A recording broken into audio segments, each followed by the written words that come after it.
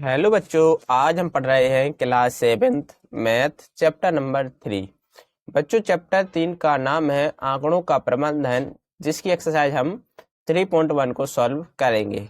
तो बच्चों, इसमें पहला क्वेश्चन है कि अपनी कक्षा के किन्हीं 10 विद्यार्थियों की ऊंचाइयों का परिसर ज्ञात कीजिए। तो बच्चों, हमें क्या करना है, 10 विद्यार्थियों की ऊंचाई सबसे पहले लेना है। तो देखिए बच्चों, हम लेते हैं कि माना कक्षा 7th के 10 विद्यार्थियों की ऊंचाई ले लेते बच्चों। कितनी लेते हैं हम बच्चों? 132 सेंटीमीटर। आप कितनी भी ले सकते हैं अपने मन की। हम लेते हैं जैसे कि बच्चों 132 centimetre, 128 centimetre, 140 centimetre, 125 centimetre, 130 centimetre, 120 centimetre, 110 centimetre और बच्चों 142 सेंटीमीटर। तो कितनी ले ली बच्चों? एक कितने विद्यार्थियों का? 1 2 3 4 5 6 7 8 और लेते हैं बच्चों 125.5 सेंटीमीटर और 145 सेंटीमीटर। तो बच्चों, हमने यहाँ पर क्या ली बच्चों? 10 विद्यार्थियों की हाइट हमने ले ली। अब हमें क्या निकालना था बच्चों? अब हमें निकालना था इनकी जो ऊंचाई है, हाइट है, उनका परिसर। तो लिखेंगे बच्चों कि विद्यार्थियों की ऊंचाई का परिसर निकालने के लिए बच्चों हम सबसे हाईएस्ट यानी कि अधिकतम ऊंचाई लेंगे। अधिकतम ऊंचाई माइनस न्यूनतम ऊंचाई। तो बच्चों, परिसर में देखिए अधिकतम ऊंचाई कितनी है, तो आप देख सकते हैं बच्चों अधिकतम ऊंचाई कितनी है। देखिए, तो यहाँ पर सबसे अधिकतम ऊंचाई है 145 सेंटीमीटर, यानी एक विद्यार्थी की हाइट सबसे ऊंची है। कितनी है बच्चों? 145 सेंटीमीटर। ये अब क्या हो गई हमारी अधिकतम ऊंचाई। और बच्चों सबसे न्यूनतम ऊंचाई क्या होगी बच्चों? तो ऐसे विद्यार्थी जिसकी सबसे कम हाइट है, तो बच्चों किसकी है? तो आप देख सकते हैं कि सबसे न्यूनतम हाइट वाला विद्यार्थी 110 सेंटीमीटर, यानी कि सबसे कम ऊंचाई किसकी है बच्चों? तो 110 सेंटीमीटर, ये हमारी सबसे कम ऊंचाई है। तो इनका बच्चों अंतर यानी कि डिफरेंस कितना निकला? तो 145 माइनस 110 करेंगे तो हमारा डिफरेंस आएगा 35 सेंटीमीटर। और बच्चों 35 सेंटीमीटर यही हमारी क्या कहलाएगा बच्चों? हमारी ऊंचाई का परिसर होगा। 100 बच्चों ऊंचाई का परिसर होगा 35 सेंटीमीटर, यानी कि बच्चों अधिकतम ऊंचाई माइनस न्यूनतम ऊंचाई का डिफरेंस ही हमारा क्या कहलाता है? परिसर कहलाता है। अब आते हैं बच्चों, अब है बच्चों क्वेश्चन नंबर 2। तो देखिए बच्चों, क्वेश्चन में है कि कक्षा के मूल्यांकन में प्राप्त किए गए निम्नलिखित अंकों को सारणीबद्ध रूप में संगठित कीजिए। यानी कि बच्चों जो विद्यार्थी हैं उनके द्वारा प्राप्त किए गए अंक यहाँ पर दिए गए हैं, तो हमें इन अंकों को सारणीबद्ध रूप में व्यवस्थित करना है। तो बच्चों सबसे पहले विद्यार्थी ने कितने अंक प्राप्त किए? तो बच्चों यहाँ पर देखिए, हम करते हैं शुरुआत 1 से, यानी किसी विद्यार्थी ने के 1 अंक आया है, जैसे कि तो 1 अंक आया है तो 1। ऐसे कितने विद्यार्थी जिनका 1 अंक आया है? तो बच्चों इसमें देख सकते हैं बच्चों कि सिर्फ एक ही विद्यार्थी है जिसका 1 अंक आया है, इसलिए हम मिलान चिन्ह क्या आएगा बच्चों? 1। और बारंबारता क्या होगी? विद्यार्थियों की संख्या कितनी होगी बच्चों? 1। अब देखिए बच्चों, अब देखेंगे यहाँ पर कि ऐसे कितने विद्यार्थी हैं जिनके 2 अंक आए हैं। कितने बच्चों? 2। तो लिखेंगे अंक 2। तो बच्चों ऐसे कितने विद्यार्थी जिनके अंक कितने आए हैं बच्चों? 2 आए हैं। तो देखिए यहाँ पर 1 2, यानी कि ऐसे बच्चों 2 विद्यार्थी हैं जिनके अंक 2 आए हैं। तो मिलान चिन्ह क्या होगा बच्चों? 1 और 1 हमारा 2, 2 मिलान चिन्ह हो जाएंगे, 2 रेखाएं हो जाएंगी और यहाँ पर लिखेंगे विद्यार्थियों की संख्या कितनी है बच्चों? 2।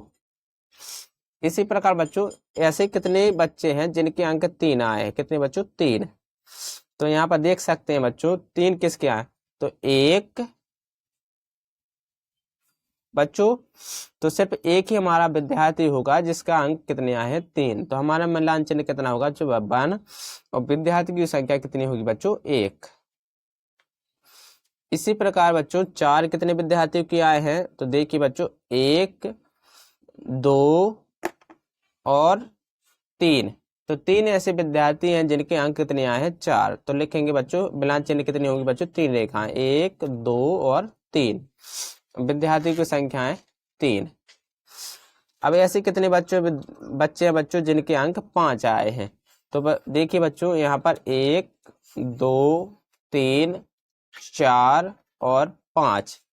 तो ऐसे कितने विद्यार्थी हैं बच्चों? 5 विद्यार्थी हैं जिनके अंक 5 आए हैं। तो मिलान चिन्ह क्या होगा बच्चों? तो 1 2 3 4 और बच्चों 5। तो इस प्रकार से बच्चों हमारे विद्यार्थियों की संख्या कितनी होगी बच्चों? 5। अब यहाँ पर देखिए बच्चों अब ऐसे कितने विद्यार्थी जिनके अंक 6 आए हैं? कितने बच्चों? 6। तो देखिए 1 2 3 और 4। तो 4 ऐसे विद्यार्थी हैं जिनके अंक 6 आए हैं। तो मिलान चिन्ह 4 रेखाएं होंगी और यहाँ पर लिखेंगे हम 4 विद्यार्थी।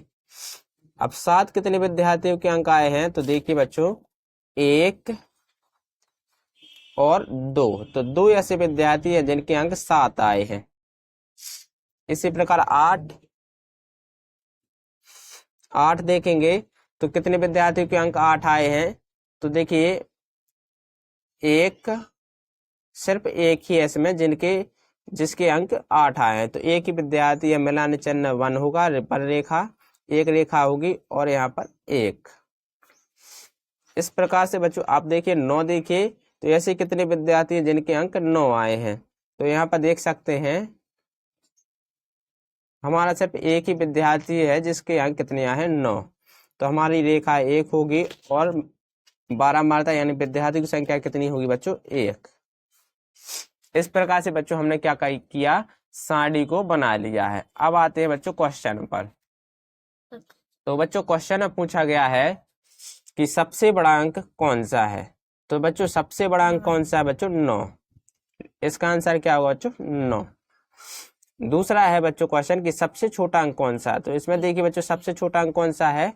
1। अब हमसे पूछा गया है कि n आंकड़ों का परिसर क्या होगा? तो परिसर के लिए क्या बताया था बच्चों हमने? परिसर के लिए बताया था कि सबसे बड़ा अंक माइनस सबसे छोटा अंक, यानी कि बच्चों सबसे बड़ा अंक क्या है? 9 और सबसे छोटा अंक है 1। तो इसका परिसर कितना निकला? 9 में से 1 जाएगा बचेगा हमारा 8। तो इसका परिसर कितना निकला बच्चों? 8। अब आते हैं बच्चों, अब है इसमें कि अंक क्वेश्चन नंबर 4 है कि अंक गणितीय माध्य ज्ञात कीजिए। तो माध्य यानी कि बच्चों बीच की संख्या कहलाती है, यानी कि एवरेज। तो माध्य का फॉर्मूला होता है बच्चों आंकड़ों का योग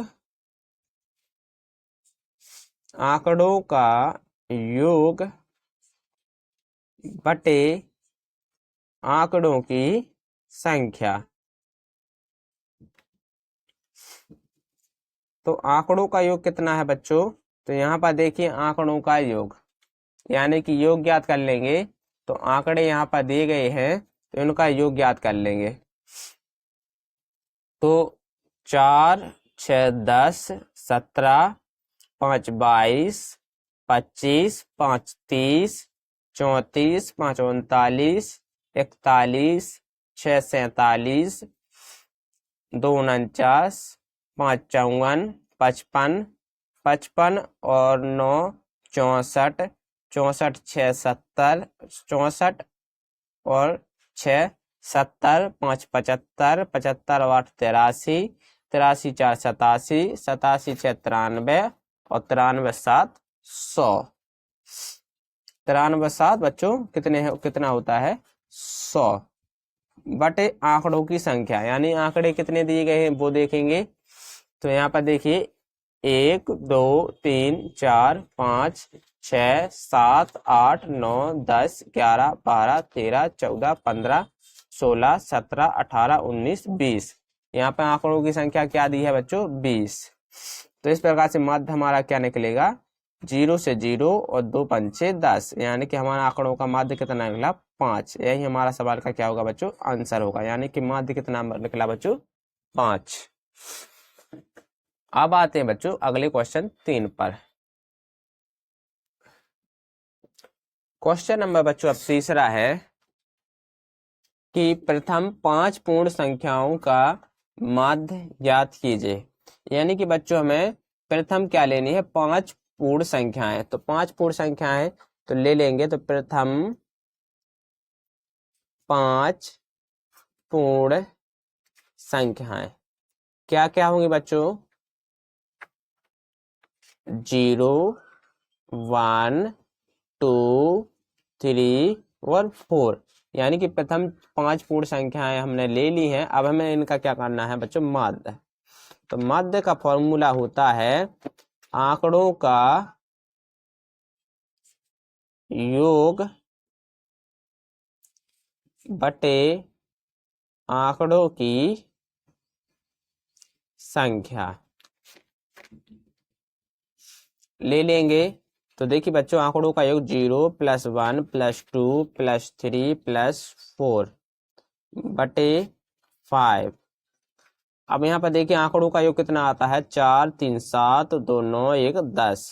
तो 10 बटे 5 यानी कि 5 दूनी 10, यानी कि हमारा प्रथम 5 पूर्ण संख्याओं का माध्य कितना निकला है 2। 2 ही हमारा क्या होगा इस सवाल का आंसर होगा। अब है बच्चों इसके बाद है क्वेश्चन नंबर 4।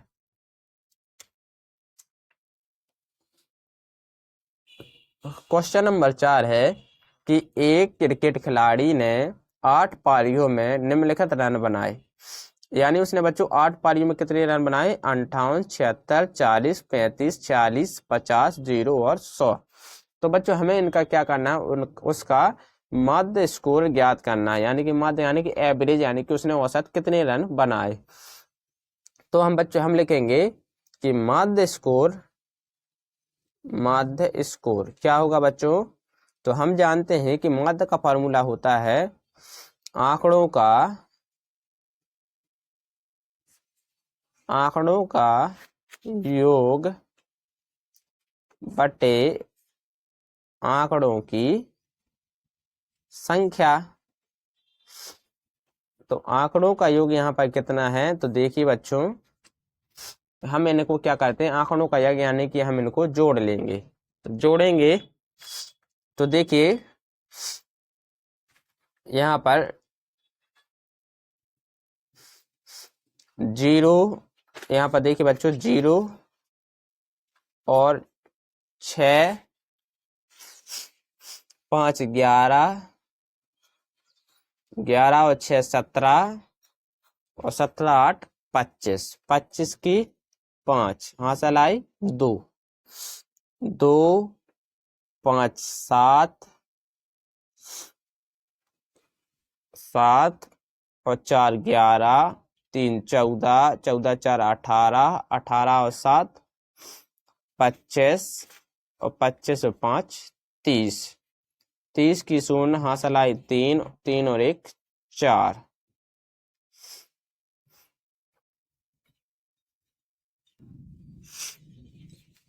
तो हमारा योग कितना निकला बच्चों 405 बटे आंकड़ों की संख्या, यानी कि कितनी संख्या है बच्चों तो 1 2 3 4 5 6 7 8। तो जैसे ही बच्चों हम 8 से इसमें भाग लगा देंगे तो हमारा माध्य हमारा आ जाएगा। तो करेंगे बच्चों 8 पंचे 40 अंक उतारेंगे हम 5 का, भाग नहीं जाएगा तो 0.8 यानी कि हमारा कितना आएगा बच्चों 51। लगभग इसका क्या आएगा बच्चों हमारा एवरेज आएगा। तो बच्चों आई होप कि आपको ये वीडियो अच्छी लगी हो, तो प्लीज़ बच्चों लाइक एंड सब्सक्राइब करना ना भूलें। Thank you.